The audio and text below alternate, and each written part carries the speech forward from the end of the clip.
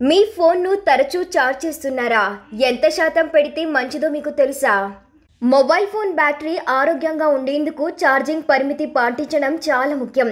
Phone battery జీవితాన్ని పొడిగించడానికి సరిగ్గా పనిచేసేలా ఉండేందుకు కొన్ని ముఖ్యమైన ఆచరణలు పాటించాలి.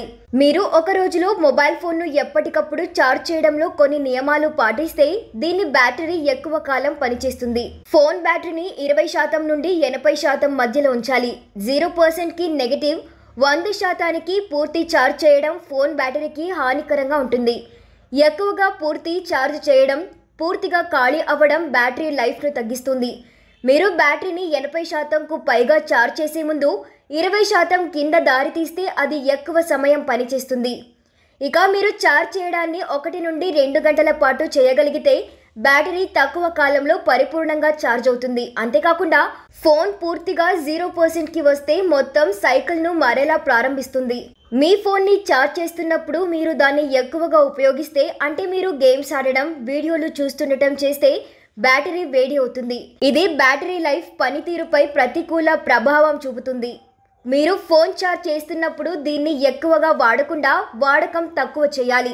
బ్యాటరీ వేడి అవ్వడం దాని ఆరోగ్యానికి హానికరం.